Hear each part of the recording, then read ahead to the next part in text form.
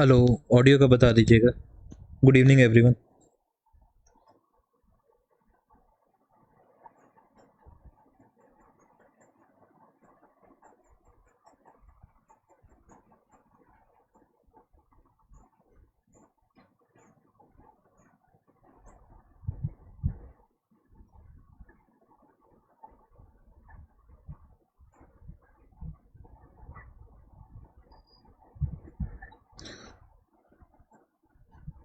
Hello sir, link share कर दीजिए।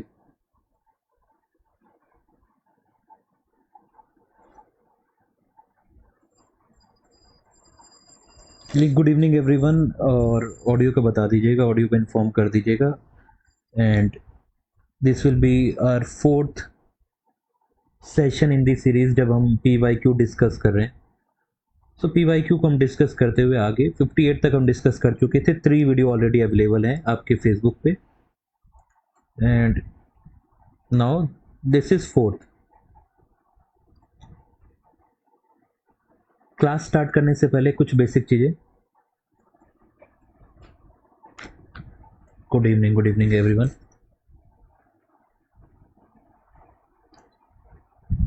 Good evening everyone. This will be our fourth video in this series. कुछ basic चीजें। एक, आप लोगों को अपना इनपुट देना है, आप लोगों ने अपने आंसर देने हैं। दूसरा, अगर इन बिटवीन आपकी कोई क्वेरी है, क्वेरी पूछ सकते हैं। मैं कोशिश करूंगा आपको उसके बारे में एक्स्ट्रा नॉलेज देने की। खाली क्वेश्चन तक हम लिमिटेड नहीं रहेंगे। तो आप लोगों के कोई सवाल हो तो आप लोग प्लीज पूछ सकते हैं। आप लोगों के पार्टिसिपेशन के लिए ही ये लेक्चर रखा गया। सो मैं अपने बारे में बता दूं। माय नेम इज पवन कंबोज। मैं history, current affair, environment faculty हूँ नॉर्थ ईस्ट PSC में। UGC नेट मैंने क्लियर किया है। MA हिस्ट्री है, 5 साल से ज़्यादा का एक्सपीरियंस हो गया है, तो you can rely on me. ये वो एग्ज़ाम्स है जो क्वालिफाई किए हैं या फिर अटेम्प्ट किए हैं, तो एग्ज़ाम्स का भी काफ़ी ज़्यादा हेल्दी एक्सपीरियंस है। आप लोग इन एग्ज़ाम से रिलेटेड भी अपने क्वेरीज और अपने डाउट्स पूछ सकते हैं। स्ट्रेट अवे मूव करते हैं क्वेश्चन नंबर 59 पे। 58 तक हम ऑलरेडी डिस्कस कर चुके हैं। गुड इवनिंग अमीना जी। सो टारगेट यही है कि आप लोग मैक्सिमम पार्टिसिपेट करें, और दूसरा 100 लाइक्स का टारगेट आज भी रखेंगे हम लोग। ये प्रीवियस ईयर क्वेश्चन है, और ये प्रीवियस ईयर क्वेश्चन से आपको एक आइडिया मिलता है कि किस टाइप के क्वेश्चन आते हैं। तो आप लोग बताइए, द टॉलेस्ट माउंटेन रेंज दुनिया में कौन सी है? हिमालयाज हैं, रॉकी माउंटेन्स हैं, एटलस है, या नन ऑफ द अबव है? अब टॉलेस्ट माउंटेन रेंजेस कहां देखने को मिलती हैं?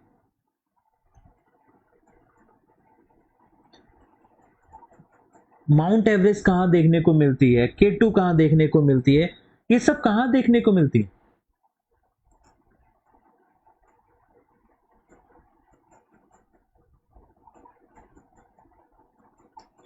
So the tallest mountain ranges की अगर आप बात करेंगे,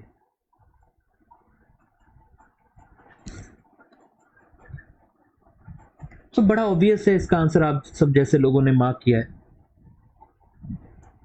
ठीक है, हिमालयाज में आपको टॉलेस्ट माउंटेन रेंजेस देखने को मिलेंगी। दुनिया की जितनी भी हाईएस्ट पीक्स हैं, वो ज्यादातर आपको कहां देखने को मिलेंगी? हिमालयाज में देखने को मिलेंगी। सबसे हाईएस्ट माउंटेन पीक कौन सी है?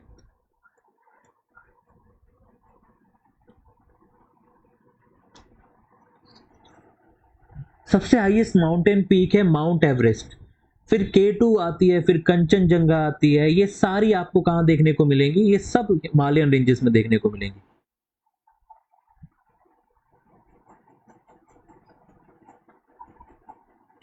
एवरेस्ट की अगर हाइट की बात करें तो 8,849 मीटर मानी जाती है। फिर K2 है, फिर कंचनजंगा है। तो यहीं से आपको क्लियर हो जाना चाहिए कि आंसर इज माउंट एवरेस्ट। तो खाता खुल गया है जी, बिल्कुल खुल गया है, और इसका आंसर है हिमालयास।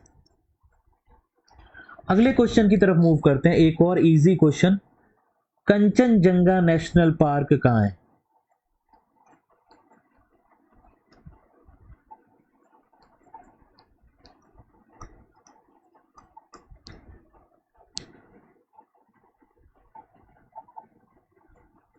हाँ जी तजुंग जी, क्या कौन सा पॉइंट आप बताए?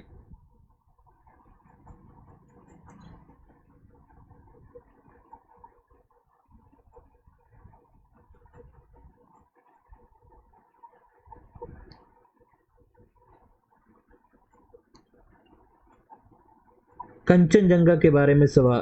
अच्छा, हाइट ऑफ एवरेस्ट के बारे में। देखिए, अगर आप माउंट एवरेस्ट की बात करेंगे तो 8848.86 मीटर, इसको चाइनीज और नेपाली अथॉरिटी ने लास्ट बोला 8848.86 metre, to be very exact. अब हम बात करते हैं इस सवाल के बारे में, Kanchenjunga national park. So answer is Sikkim. अब आप लोगों को यह पता होना चाहिए कि इसकी इंपॉर्टेंस क्या है कंचनजंगा नेशनल पार्क की। कि बहुत बार पूछा गया है, और क्यों पूछा गया है?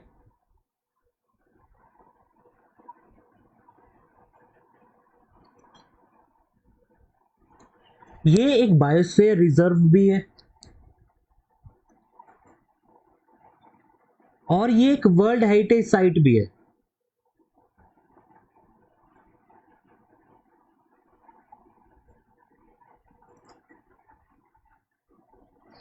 ये एक बायोस्फीयर रिजर्व है, एक वर्ल्ड हेरिटेज साइट है। कौन सा? Kanchenjunga biosphere reserve. ठीक है, ये पूरा बायोस्फीयर रिजर्व है और यहां पे आपको काफी सारी चीजें देखने को मिलेंगी। यूनेस्को दुनिया भर की जितनी भी इंपॉर्टेंट चीजें होती हैं उनको यूनेस्को वर्ल्ड हेरिटेज की कैटेगरी में डालता है। तो इंडिया में से 40 ऐसी जगह हैं जो इस कैटेगरी में आती हैं। उसमें से एक कंचनजंगा बायोस्फीयर रिजर्व, जिसका पार्ट कंचनजंगा नेशनल पार्क है, ये भी आता है। तो ये बहुत इंपॉर्टेंट पार्ट है।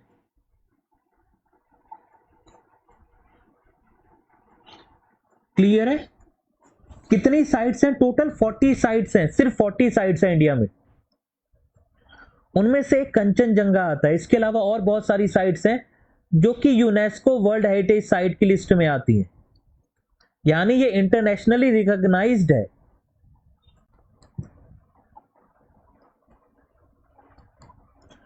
जैसे कि ताजमहल आपको देखने को मिलेगा इस लिस्ट में, धौलावीरा देखने को मिलेगा from Indus valley civilisation, Ajanta caves देखने को मिलेगा, एलोरा केव्स देखने को मिलेगा, आगरा फोर्ट देखने को मिलेगा। तो ऐसी 40 इंपॉर्टेंट मॉन्यूमेंट्स हैं। उसमें कुछ नेचुरल भी हैं, कुछ आर्टिफिशियल मैन मेड भी हैं, जिसको यूनेस्को ने रिकॉग्नाइज किया है कि ये आर्किटेक्ट इंपॉर्टेंट है और इसको सेव करना चाहिए, या कुछ ना कुछ ऐसी क्वालिटी है जो बहुत इंपॉर्टेंट है, इसको बचा के रखना बहुत जरूरी है। क्लियर है? यहां तक क्लियर है? यस और नो?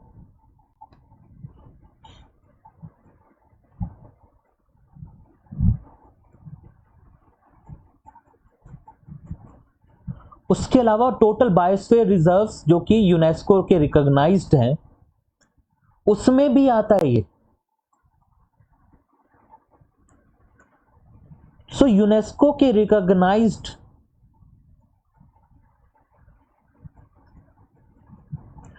बायोस्फीयर की रिजर्व की लिस्ट में भी ये आता है।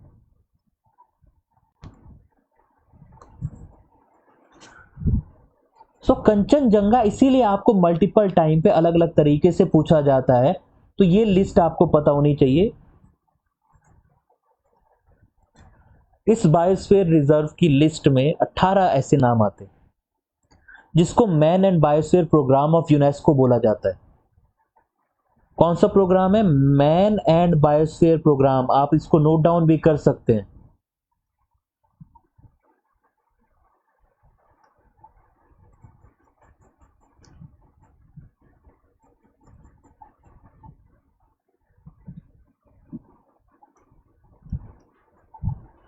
वर्ल्ड हेरिटेज साइट 40 है, रामप्पा टेम्पल और धौलावीरा बाद में ऐड हुए।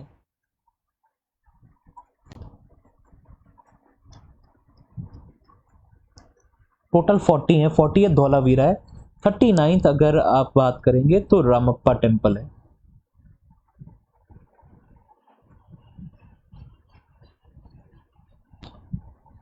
अगले क्वेश्चन पे मूव करते हैं। देखिए मूव कर जाएंगे तोदक जी, लेकिन अगर किसी का कोई डाउट आ जाता है तो वो बताना हमारा फर्ज बनता है।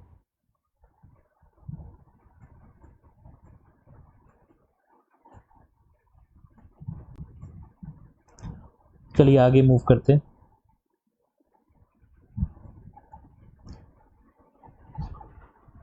Question number 61। अब आप लोग बताइए इसका आंसर क्या होगा।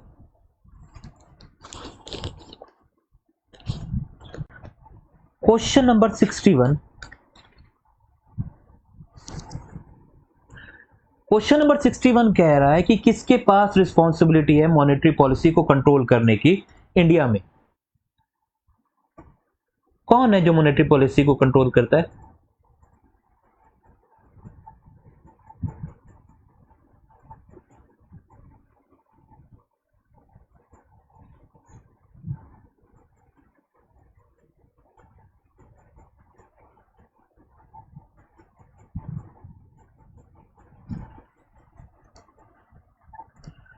अब जब आप लोग एक सवाल करते हैं तो उस सवाल से रिलेटेड क्या क्या सवाल पूछे जा सकते हैं, वो सारे आंसर आप लोगों को अपने माइंड में रखने होते हैं। तो एक ये सवाल पूछा जा सकता है कि RBI, reserve bank of India का हेडक्वार्टर कहां है? आप सबने बताया इसका आंसर बी है, आरबीआई है जो मॉनेटरी पॉलिसी को कंट्रोल करता है।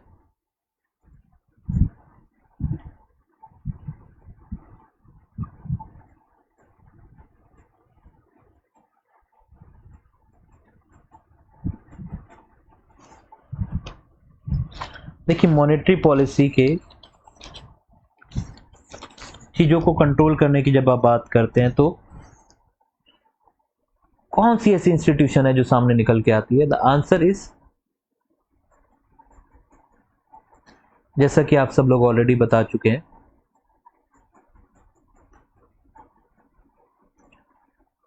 आरबीआई। और उसका हेडक्वार्टर कहां है? मुंबई में। ओरिजिनली मुंबई में नहीं था, ओरिजिनली मुंबई में नहीं था, पहले कलकत्ता में था, लेकिन फिर बाद में मुंबई में शिफ्ट कर दिया गया। सो आंसर इज मुंबई।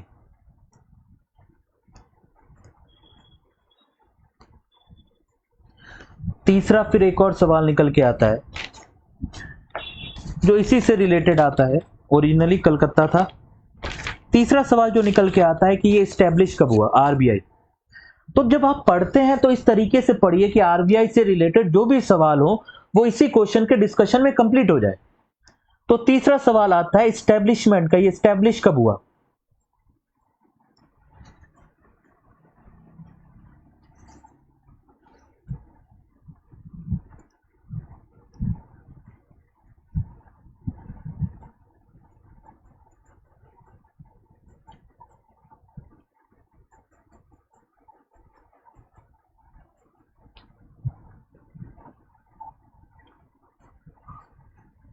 सो इसका आंसर है 1935 में।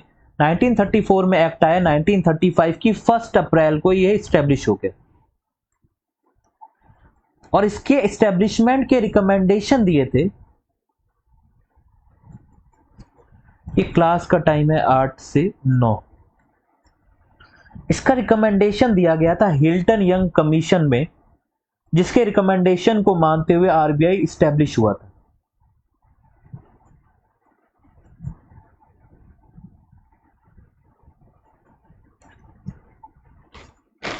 सो आंसर इज आरबीआई। और इससे रिलेटेड ये सारे फैक्ट हमने डिस्कस कर ली।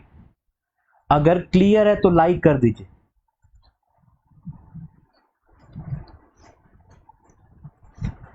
गवर्नर की बात करें तो शक्तिकांता दास, जैसा कि आपने बताया।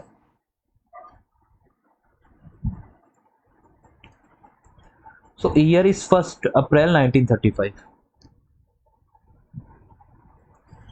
अगला सवाल है, कौन सा ऐसा स्टेट है जो world no tobacco day award से सम्मानित किया गया? Which Indian state is selected for world no tobacco award?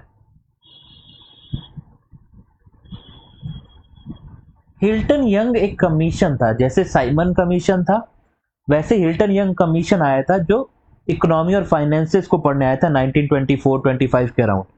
उसी ने रिकमेंड किया था कि एक सेंट्रलाइज बैंक होना चाहिए इंडिया का।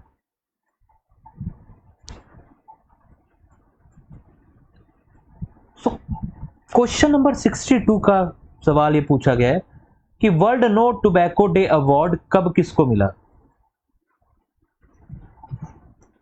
अब अवार्ड का स्पेसिफिक ईयर 2022 का है और कौन से इंडियन स्टेट को मिला।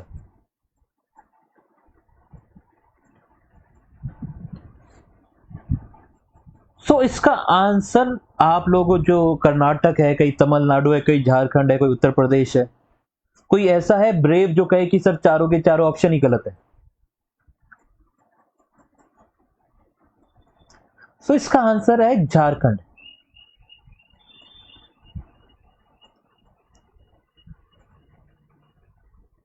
थर्टी फर्स्ट मई को मनाया जाता है वर्ल्ड नो टोबैको डे। कब मनाया जाता है वर्ल्ड नो टोबैको डे? कब मनाया जाता है? 31 मई को।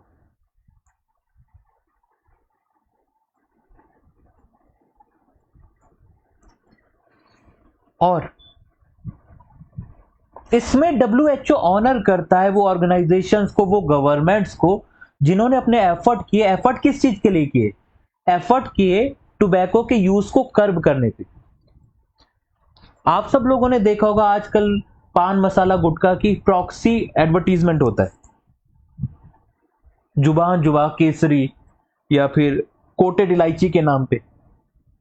पान मसाला तंबाकू इन सब का ऐड ऐसे ही किया जाता है क्योंकि इनका ऐड रिस्ट्रिक्टेड है, पर इसमें बहुत बड़ा प्रॉफिट का मार्जिन होता है।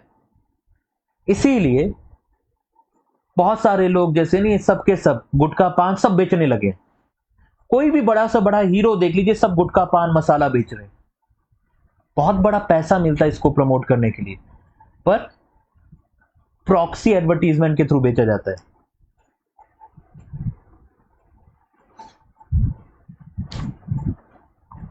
क्लियर है? दाने दाने में केसर का दम, या फिर इलायची, शुगर कोटेड इलायची, सिल्वर कोटेड इलायची, पूरा धंधा है। नशे का बहुत बड़ा धंधा है, इसमें बहुत पैसा है। So answer is C, Jharkhand. Now next move to question monkey pox के ऊपर एक सवाल है। अब मंकी पॉक्स किससे होता है? वायरस से, बैक्टीरिया से, मॉस्किटो से, या नन ऑफ द अबव? हाँ जी, अजय देवगन। अजय देवगन छोड़िए, अब बहुत सारे सेलिब्रिटी, आप हर बड़े सेलिब्रिटी का ले लीजिए, कुछ ना कुछ तो बेच ही रहे हैं वो।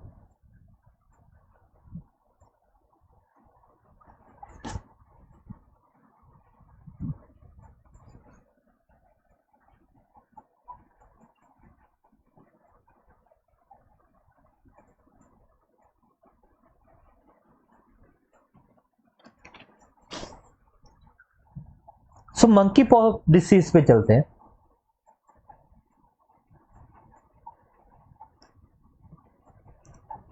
देखिए, चीज सही खराब क्या है, पैसा ठीक ठाक मिलता है उनको। जितने भी अल्कोहलिक ड्रिंक्स हैं, आप लोगों ने देखा होगा, बैक पाइपर सोडा या ये सब है, बहुत सारे ऐसे हैं, सोडास के नाम पे ये सारी चीज चलती है। म्यूजिक सीडीज के नाम पे अल्कोहल ड्रिंक बेचे जाते हैं, बहुत सारे ये सब। क्योंकि इसकी ऐसे ही एडवर्टीजमेंट अलाउड नहीं है, तो कंपनियों ने दूसरे तरीके ढूंढे हुए हैं। मंकी पॉक्स वायरस पे आते हैं, sorry, monkey pox disease monkey pox virus से होती है।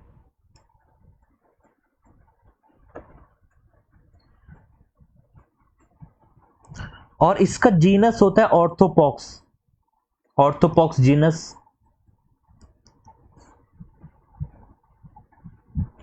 इसके सिम्टम की बात करें तो स्किन रैशेज होती हैं,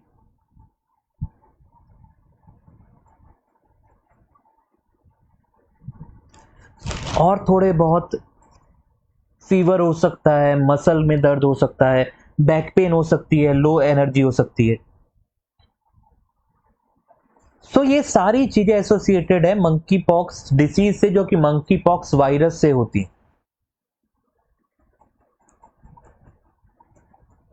सो आंसर इसका ए है। कोई डाउट है तो प्लीज पूछ लीजिए, डाउट नहीं है तो लाइक कर दीजिए। टारगेट है 100 लाइक्स का।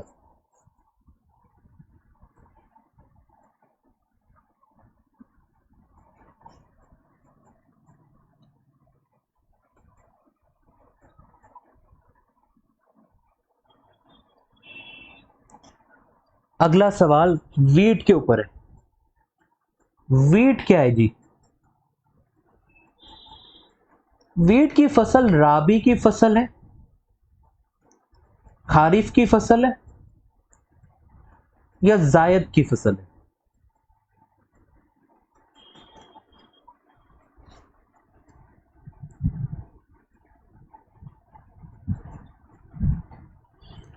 ले लीजिए, इसका मॉन्की पॉक्स वायरस है। सो वीट के बारे में जान लीजिए। वीट एक राबी फसल है।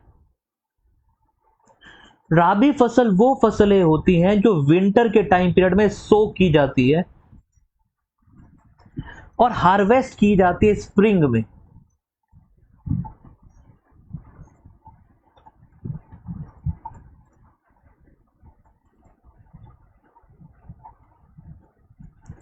यानी ये सब सो की जाती है नवंबर दिसंबर के आसपास, और इसको अभी अप्रैल में काटा जाता है, अप्रैल मार्च में। ये इतनी इंपॉर्टेंट फसल है कि आप लोगों ने एक फसल का एक नाम सुना होगा, एक फेस्टिवल का नाम बैसाखी। ये बैसाखी फेस्टिवल 13 अप्रैल को मनाया जाता है और इसी से एसोसिएटेड है जलियांवाला बाग मैस्कर। तो जलियांवाला बाग मैस्करे की डेट याद रहेगी, उससे बैसाखी फेस्टिवल याद रहेगा। और बैसाखी फेस्टिवल कब मनाया जाता है? वीट को काटने पे।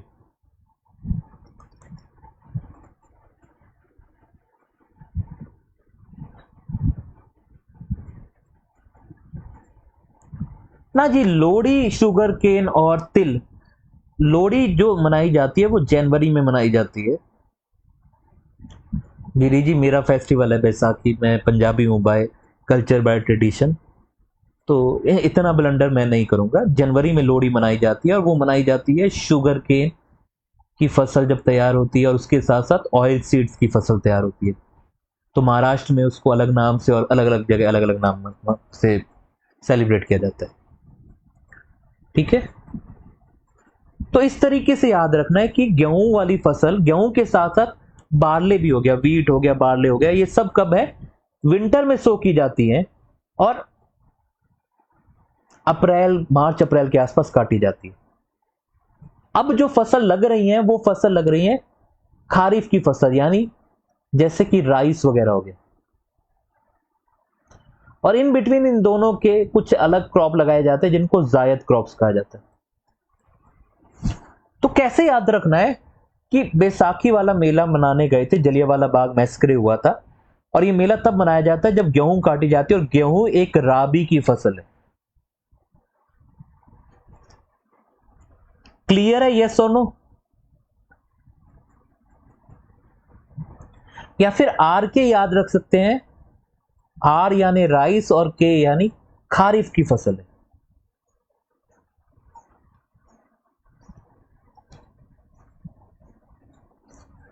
ये इस तरीके से याद रखिएगा। जायद क्रॉप छोटे पीरियड के लिए उगाए जाते हैं, मार्च में उगाए जाते हैं, जून में काट लिए जाते हैं। इन बिटवीन, जिसको इन बिटवीन के क्रॉप कहते हैं। जायद क्रॉप में आपके वाटरमेलन हो गया, मस्क मेलन, ककम्बर, वेजिटेबल हो गए, बहुत सारे, ये सब जायद क्रॉप में आ जाते हैं। सो अब अगले क्वेश्चन पे चलते हैं। दुरंत कप के ऊपर एक अगला सवाल आया है जी। ताजा ताजा बढ़िया बढ़िया सवाल आया है। आप लोगों के लिए अच्छे अच्छे PYQ चूज करके ला रहे हैं, ढूंढ के ला रहे हैं। आप लोगों का दो ही काम है, क्लासेस टाइम पे लेना है, क्लासेस में पार्टिसिपेट करना है। कोई डाउट हो तो पूछना है, वो तीसरा काम है। मेरी जी लैंड और एनवायरमेंट और बहुत सारी चीजें होती हैं, इसीलिए नहीं होता अप्लाई। क्योंकि कोई भी फसल कहां उगती है ये डिपेंड करता है क्लाइमेट कैसा है, एनवायरमेंट कैसा है, जमीन कैसी है, सॉइल कैसी है। अब आप कहें कि नारियल का पेड़ दिल्ली में उगाएंगे तो नारियल का पेड़ तो पानी के आसपास ही उगेगा। इस क्वेश्चन में जैसा आप लोगों ने बताया, इसका आंसर है फुटबॉल।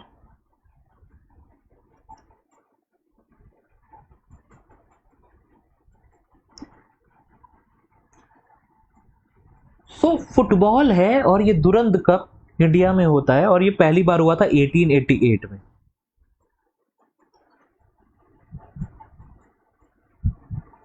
ठीक है, और इसके जो फाउंडर थे सर मॉर्टिमर दुरांत।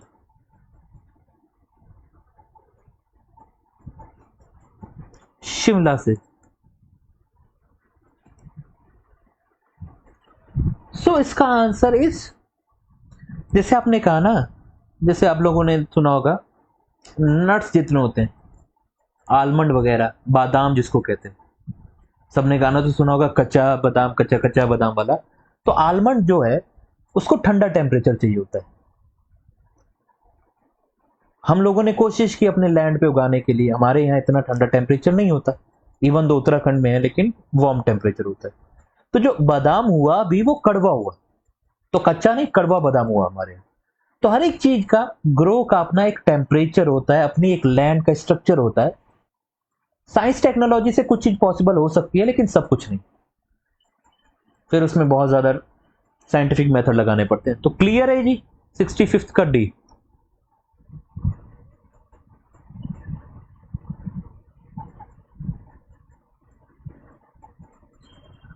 अगले क्वेश्चन पे मूव करते हैं।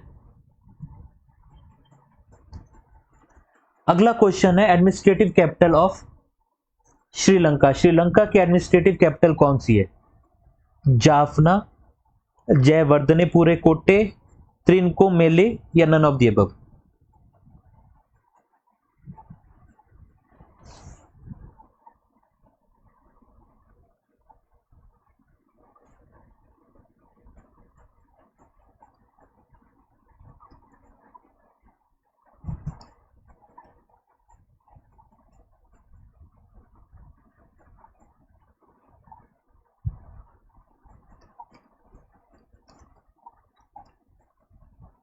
देखिए स्कोप मैंने बताया ना, एनवायरनमेंट से लेके लैंड का स्ट्रक्चर।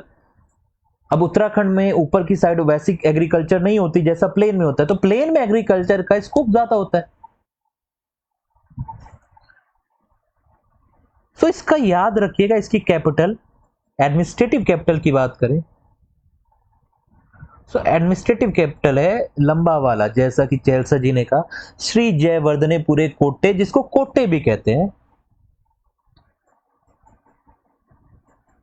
और ये इकोनॉमिक, एग्जीक्यूटिव और जुडिशियल कैपिटल इनकी कोलंबो है।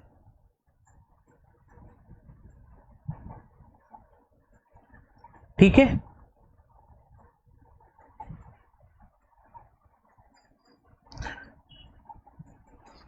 सो ये श्री जयवर्धने कोटे, इसके बारे में कुछ इंपॉर्टेंट चीजें ये है कि वेस्टर्न प्रोविंस वगैरह में ये लाई करती है। श्रीलंका के बारे में आपको पता ही है, पुराना नाम इसका सिलोन था। एंड अभी कुछ टाइम पहले बहुत ज्यादा प्रॉब्लम आई थी, प्रॉब्लम वहां पे भुखमरी की प्रॉब्लम थी।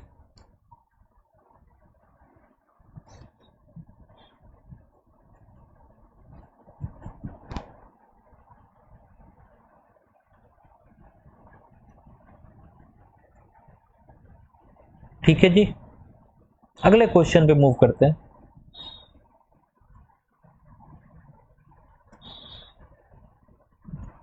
इनमें से कौन सी क्रिप्टो करेंसी है? क्रिप्टो करेंसी कौन कौन सी है? बिटकॉइन, एथेरम, यूएसडी कॉइन, ये कौन कौन सी? बिटकॉइन है, एथेरम है, यूएसडी कॉइन है, कौन कौन सी इनमें से क्रिप्टो करेंसी है?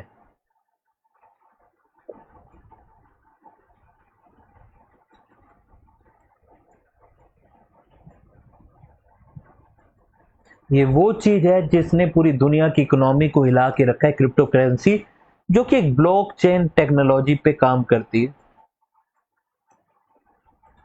जिसमें हर एक ट्रांजैक्शन ओपन रहती है ब्लॉकचेन के रूप में। लेजर बनाए जाते हैं जिसमें सारी ट्रांजैक्शन लिखी जाती है।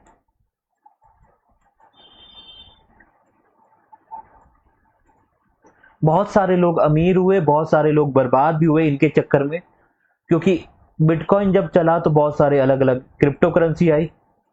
नहीं, एथेरम और यूएसडी कॉइन, इसका answer D, all of the above है। ये सारी क्रिप्टो करेंसी है। आप लोगों ने एक का नाम सुना होगा, ये बाकी सब भी क्रिप्टो करेंसी है।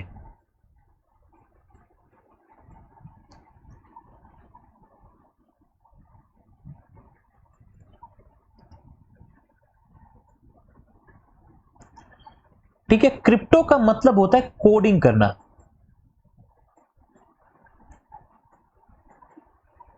जैसे आज की डेट में एथरम क्रिप्टो करेंसी की बात करें तो एक एथरम क्रिप्टो करेंसी 1,59,551 रुपए के बराबर है। अब थोड़ा सा क्रिप्टो करेंसी समझ लेते हैं, बहुत सारे बच्चों के सर से बाउंसर के रूप में चली गई। क्रिप्टो करेंसी क्या होती है? ये एक डिजिटल करेंसी है। डिजिटल करेंसी यानी ये रियल में एग्जिस्ट करती ही नहीं है।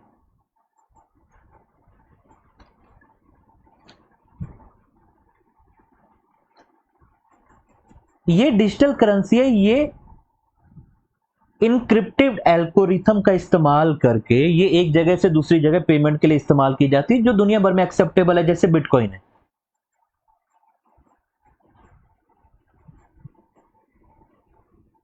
ठीक है, तो क्रिप्टो करेंसी एक तरीके से एक डिजिटल करेंसी है। डिजिटल करेंसी यानी वो हाथ में आपको नहीं दिखेगी, जैसे पेपर कॉइन वगैरह नहीं होते। तो ये सिर्फ एक नंबर है जो एग्जिस्ट करता है, और इसकी वैल्यू कैसे डिपेंड करती है? इसकी वैल्यू डिपेंड करते कि कितने ज्यादा लोग इसमें डाटा माइन कर रहे हैं, इसका कितने ज्यादा लोग इसको यूज कर रहे हैं, डाटा माइनिंग कितने बड़े लेवल पे हो रही है।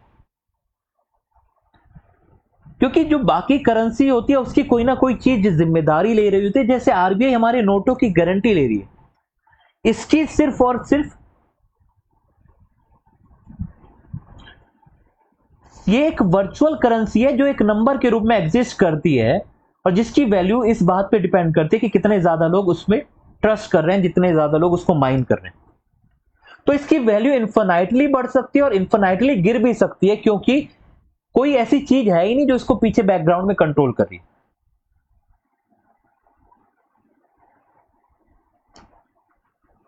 ठीक है, तो क्रिप्टो करेंसी,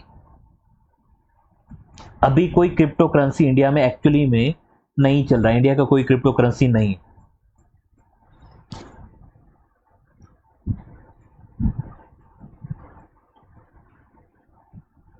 तो क्रिप्टो करेंसी और मेन करेंसी में फर्क क्या है? अभी आपका आरबीआई इंडिया का पैसा देख रही है, और इसका जितनी भी रिकॉर्ड है ये सब लोग डाटा माइनर्स हैं जो अपने अपने कंप्यूटर से एनर्जी दे रहे हैं, वो लोग इसकी कोडिंग्स कर रहे हैं और उसी से इनके लेजर बनते हैं, इसी को डाटा माइनिंग कहते हैं। यानी अभी जो ट्रांजैक्शन इंडिया में हो रहा है उसका रिकॉर्ड तो आरबीआई रख रही है, पर इसका रिकॉर्ड कौन रख रहे हैं? इसके रिकॉर्ड ये डाटा माइनर्स या ये ट्रांसपेरेंट डिसेंट्रलाइज सिस्टम रख रहे हैं।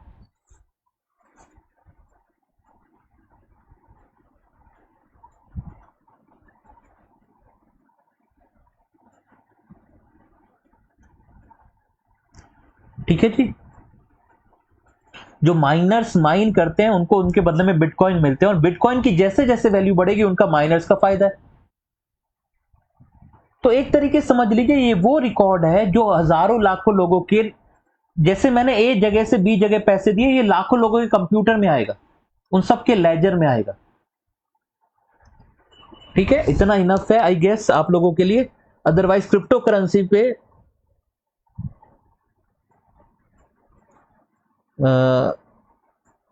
हम कोशिश करेंगे आपकी एक क्लास रख लें 8 से 9 पे, जो सिर्फ और सिर्फ क्रिप्टो करेंसी से डील कर रही हो। ये अपने आप में एक बहुत बड़ा टॉपिक है, इस पे बहुत ज़्यादा चीज़ें आती हैं। इंडिया का स्टेटस है कि इंडिया में क्रिप्टो करेंसी का अभी कोई स्टेटस नहीं है, लीगली एक्सेप्टेबल नहीं है। इंडिया में एक्स्ट्रा कॉन्स्टिट्यूशनल तरीके से क्रिप्टो करेंसी चल रही है। तो इसका आंसर है D, all of the above. Crypto currency पे एक अलग से सेपरेट लेक्चर करेंगे। इतना आप लोग जान लीजिए कि एक डिजिटल करेंसी है।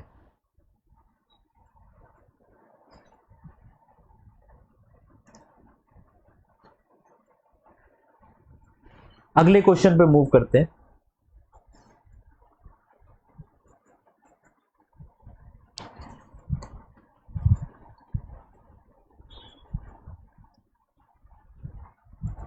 ना जी ना, गरीबी तो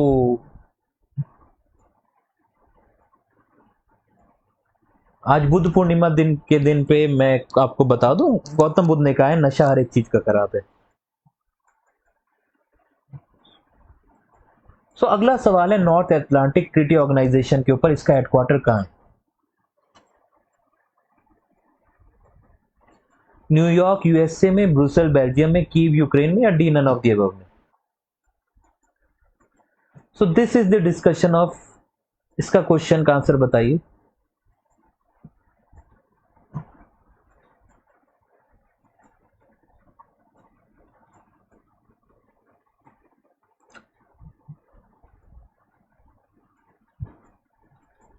सो नाटो, नाटो के बारे में जान लीजिएगा, नाटो बहुत इंपॉर्टेंट है। नाटो ध्यान से समझिएगा, नाटो वो ग्रुप है जो पूरी दुनिया में गुंडागर्दी करता है।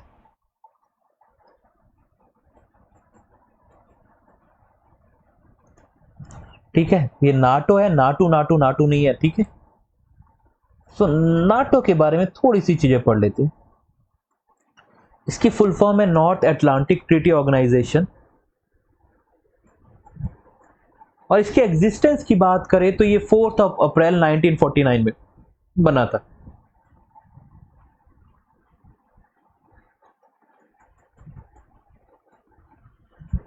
ये बनाया इसलिए गया था क्योंकि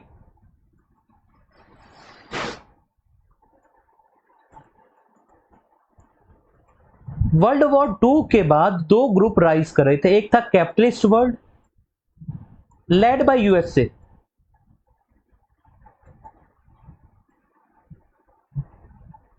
हाँ जी अल्लाह जी कोई नहीं, यहां पे गलती अलाउड है, पेपर पे गलती अलाउड नहीं। दूसरा था कम्युनिस्ट वर्ल्ड।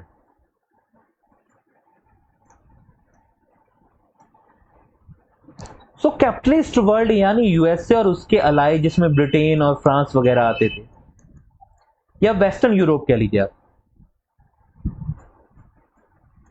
और कम्युनिस्ट वर्ल्ड यानी रशिया, यूएसएसआर, इनके सोवियत हो गए।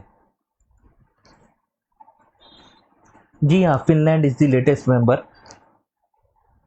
सो कम्युनिस्ट आइडियोलॉजी अलग अलग देशों में फैल ना जाए, इसीलिए इन सब लोगों ने अपनी एक कंबाइंड आर्मी बनाई, जिसको बोलते हैं north Atlantic treaty organisation, NATO.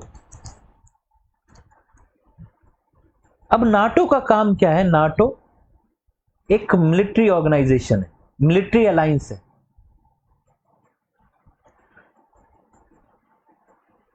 इसके बारे में जो मैंने आपको बताया, ये इंटर गवर्नमेंटल मिलिट्री अलायंस है, जिसमें जिसका हेडक्वार्टर है बेल्जियम में।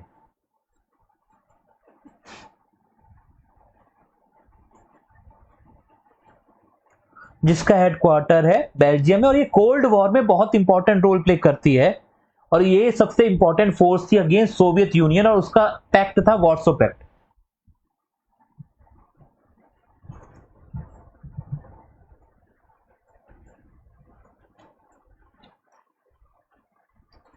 सबसे ज्यादा गुंडा एसोसिएशन, सबसे ज्यादा बदमाश एसोसिएशन।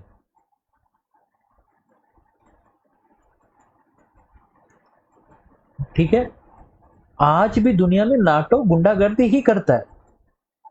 जो बेचारे यूक्रेन की हालत हुई है, वो नाटो की अंदर जाने की वजह से ही हुई।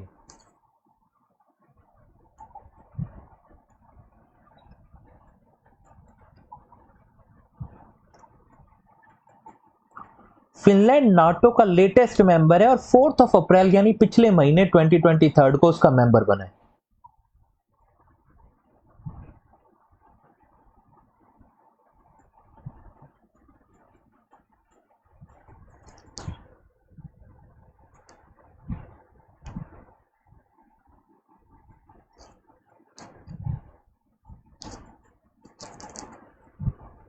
खराब काम की गिनती मैं अगर बताने बैठूं आपको तो बहुत लंबी लिस्ट है। दुनिया में जितनी भी जगह है, यूएसए खुद गुंडागर्दी करना चाहता है, तो यूएसए खुद नहीं करता, वो नाटो के नाम पे करता है। ठीक है, आप सीरिया का नाम ले लीजिए, यमन में लोग मर रहे हैं, सब नाटो की फोर्सेस हैं। सब तेल की लड़ाई है, सब कंट्रोल की लड़ाई है। बेचारे गरीब देश मर रहे हैं, लेकिन ये गुंडागर्दी करता है। खासकर इसमें टर्की वर्की की फोर्सेस भी हैं। सबसे ज्यादा नाटो का मेन तो टर्की के कंधे पे ही चल रहा है। एम सिर्फ इतना ही है कि अपने इंटरेस्ट को सेफ गार्ड करके रखना, यूएसए के इंटरेस्ट को सेफ गार्ड करके रखना।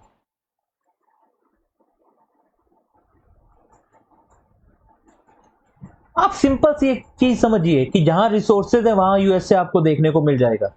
वहीं यूएसए और उससे जुड़ी हुई लड़ाइयां देखने को मिल जाएंगी, वहीं प्रॉक्सी वॉर देखने को मिल जाएंगी। सीरिया देख लीजिए, ईरान इराक की हालत देख लीजिए। तेल की लड़ाई पूरी दुनिया में ज्यादा से ज्यादा लड़ाई जहां हो रही है वहां ऑयल है। तो इससे अपने आप शोकेस क्लियरली होता है कि ऑयल के पीछे अलग अलग पावर्स है। डायरेक्ट इन्वॉल्व ना हो कि नाटो को भेज दिया जाता है। और नाटो में यूएसए का फायदा यह है ना कि बहुत सारे देशों की आर्मी मिलकर लड़ रही है। क्लियर है यहां तक? आगे मूव करते हैं अब।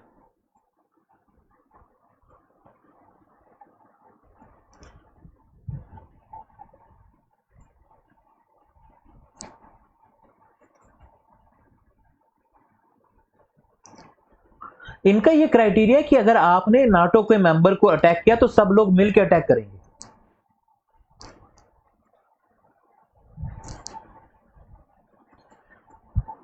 चलिए अब अगले क्वेश्चन पर डिस्कस करते हैं।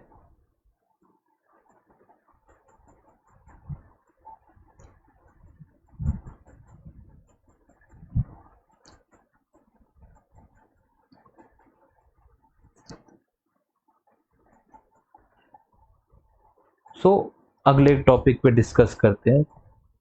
अभी जो टोटल मेंबर है वो 31 है और ऐसा माना जा रहा है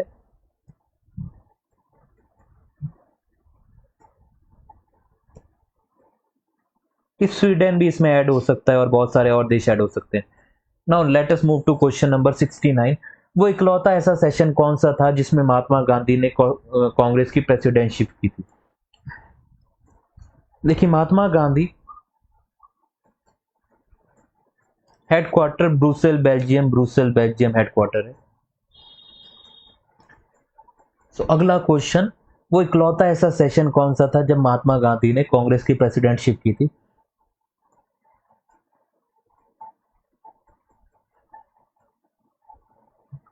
देखिए जी, ये वर्ल्ड हिस्ट्री का टॉपिक है, मैं वर्ल्ड हिस्ट्री भी पढ़ाता हूँ। कभी फुर्सत से बात करेंगे नाटो के ऊपर। अभी क्वेश्चन नंबर 69 को डिस्कस करते हैं। देखिए, महात्मा गांधी एक ही सेशन में कांग्रेस के प्रेसिडेंट बने और वो है बेलगांव सेशन 1924।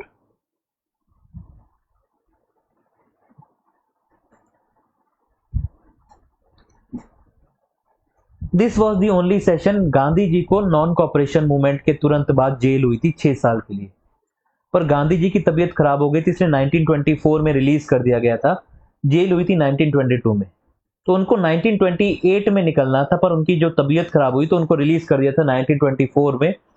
और जब वो बाहर निकल के आते तो देखते हैं कि इंडिया का माहौल बहुत खराब हो गया है, हिंदू मुस्लिम आपस में लड़ रहे हैं, कांग्रेस बहुत वीक हो चुकी है। इसलिए वो एक ही बार कांग्रेस के प्रेसिडेंट बनते हैं, दैट इज बेलगांव सेशन।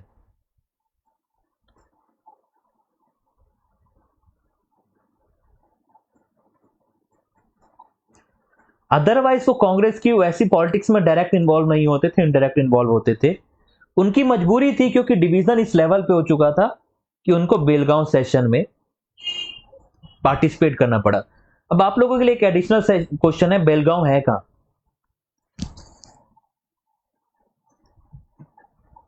जल्दी से क्विकली बताइए, बेलगांव कहां है?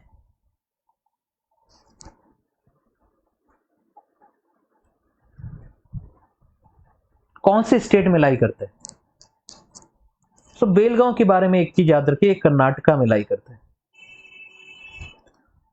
And it is a point of contention between Maharashtra and Karnataka, क्योंकि यहाँ की जो मेजोरिटी लैंग्वेज है, मेजोरिटी के लोग हैं वो मराठी लैंग्वेज बोलते हैं, पर ये है कर्नाटका में।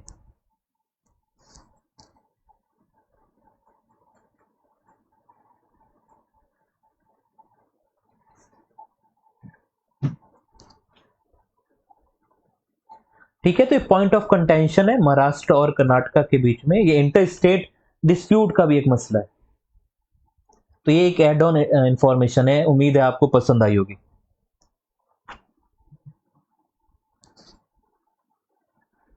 क्वेश्चन नंबर 70 को डिस्कस करते हैं।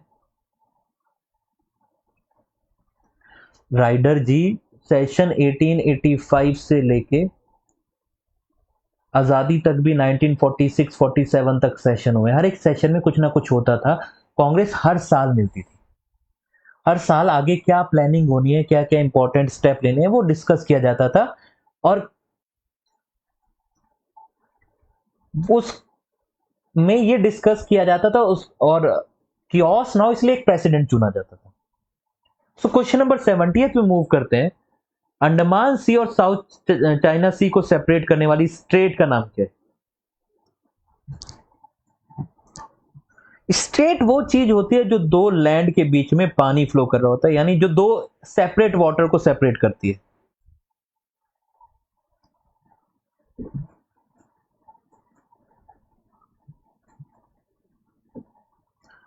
तो विच स्ट्रेट, स्ट्रेट का मतलब पहले आप लोगों को पता होना चाहिए। स्ट्रेट के साथ साथ एक टर्म और इस्तेमाल किया जाता है, दैट इज एस्थमस। तो स्ट्रेट के बारे में पता कर लीजिए। ये एक ओशनिक लैंडफॉर्म है जो दो सीज को कनेक्ट कर रही होती है, और इसका जो अगर आप आंसर देखेंगे तो answer is A, Malacca straight. ये मलक्का स्ट्रेट इतनी इंपॉर्टेंट है, इतनी इंपॉर्टेंट है कि दुनिया का जितना भी ज्यादा से ज्यादा जो ट्रेड है वो इसी रूट से चलता है, और इसी को चाइना कंट्रोल में रखना चाहता है।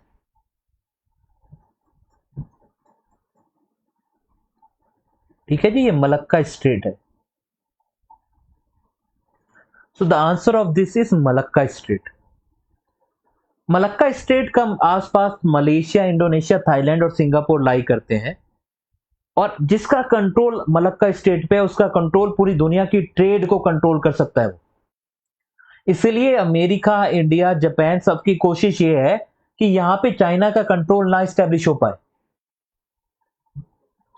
सो the answer of this is A, Malacca strait. बीरी जी क्यों चैनल बंद करवाएंगे? राम सेतु,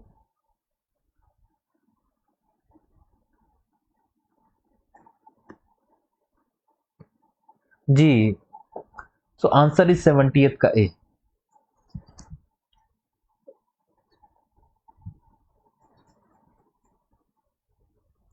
क्वेश्चन नंबर 71 की बात करते हैं।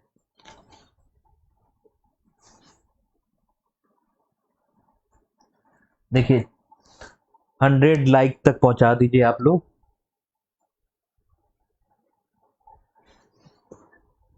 देखिए एक चीज आप समझ के चलिए बीरी जी,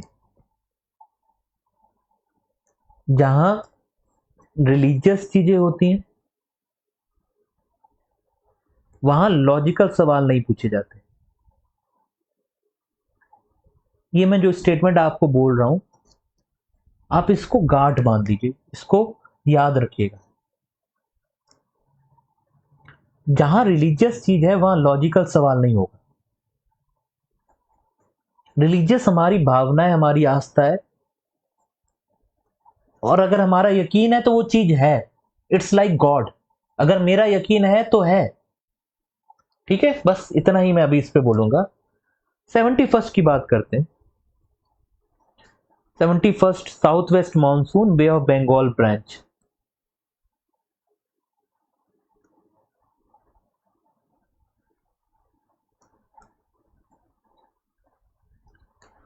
अलाजी, it is very relevant, let me tell you why.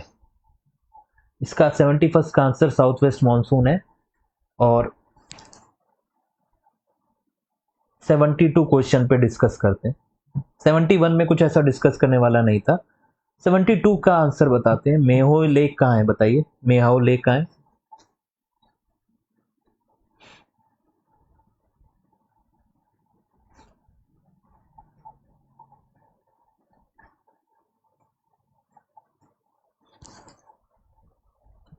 So question number 72 बताइए।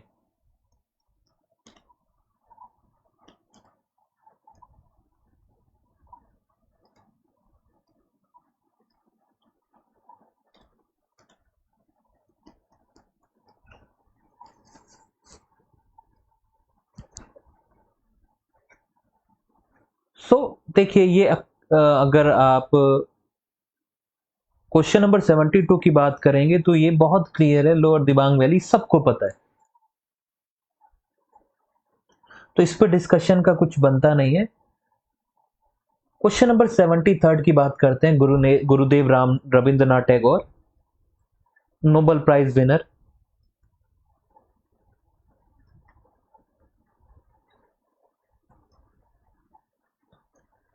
गुरुदेव रविंद्रनाथ टैगोर के बारे में ये पूछा गया कि वो पोएट के साथ साथ और क्या थे।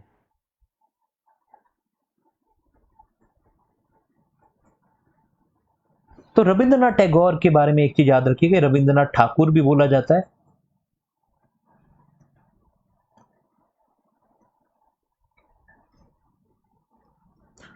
ये लिटरेचर में इनको,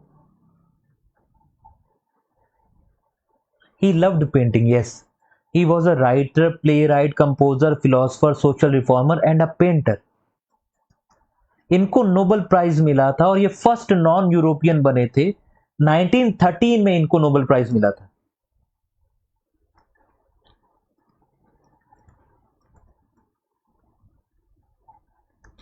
इनका बहुत इंपॉर्टेंट एक कलेक्शन ऑफ वर्क है जिसको गीतांजलि कहते हैं।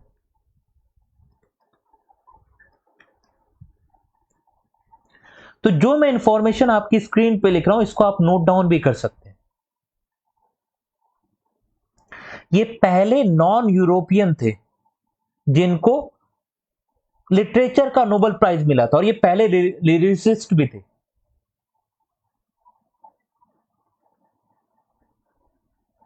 इनको गुरुदेव के नाम से भी जाना जाता था, गुरुदेव भी बोला जाता था।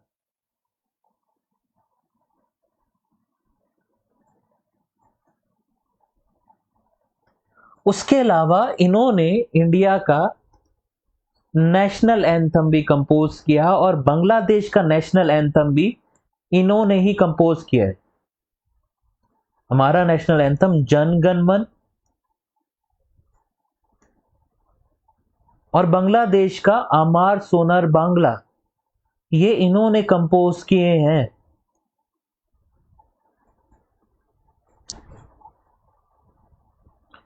तो ये दोनों दो देशों के नेशनल एंथम इन्होंने बनाए।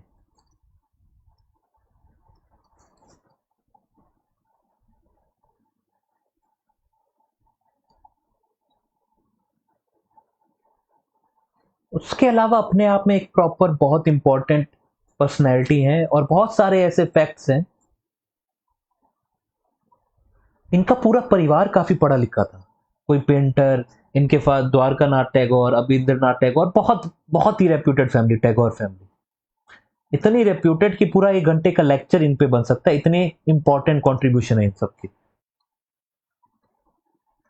74th का answer, 74th question, this will B last question जो अभी हम डिस्कस करेंगे। 8th शेड्यूल में कौन सी भाषा,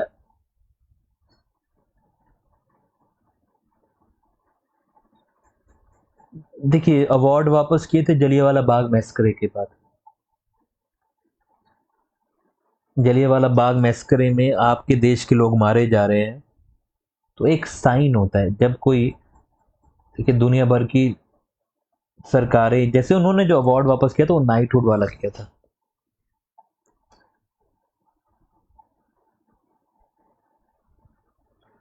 तो 74th का आंसर क्या है?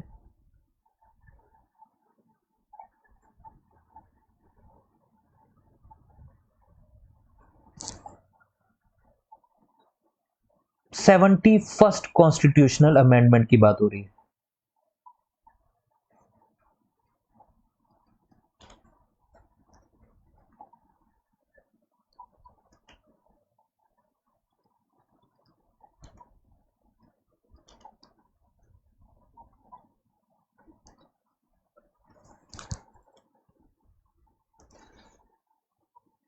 ये आप लोगों सब मिलके कैसे गलत कर सकते हैं, मेरा ये सवाल है।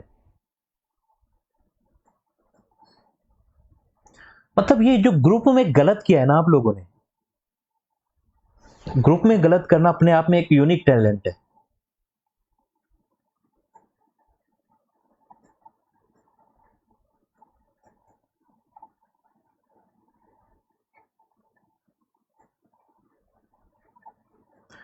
71st अमेंडमेंट की बात कर रहा है। 71st अमेंडमेंट में कोंकणी ऐड हुई थी। कोंकणी और मणिपुरी और नेपाली। कोंकणी, मणिपुरी, नेपाली। तो आंसर क्या है? Answer will be Manipuri. 71st constitutional amendment में 8th शेड्यूल में लैंग्वेजेस ऐड हुई थी। ये आया था 1992 में। ओरिजिनली 8th शेड्यूल में 14 लैंग्वेजेस थी। जो 8th शेड्यूल है वो लैंग्वेजेस से डील करता है, अब 22 हो चुकी। तो ये जो मिलके आप लोगों ने ए बोला है ना, मतलब इतने कॉन्फिडेंस से आप लोगों ने ए बोला, एक बार को मेरे को भी डाउट हो गया था। तो शुरुआत में जो ऑफिशियल लैंग्वेजेस के रूप में 14 लैंग्वेजेस थी, फिर 8 बाद में ऐड हुई। सो एट प्रेजेंट 22 है।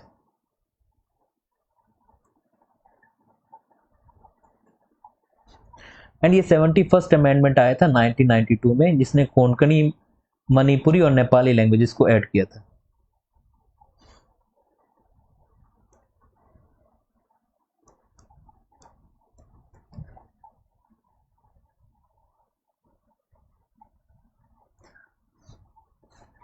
तो चलिए आज अब इसको यहीं रैप अप करते हैं। आप लोगों की मैथ की क्लास का टाइम हो गया है।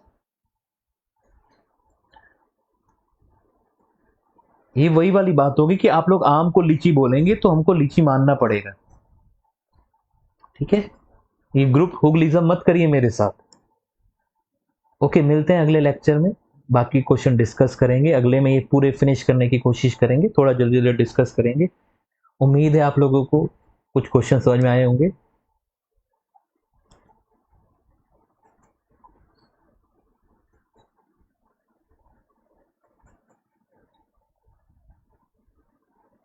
Good night everyone.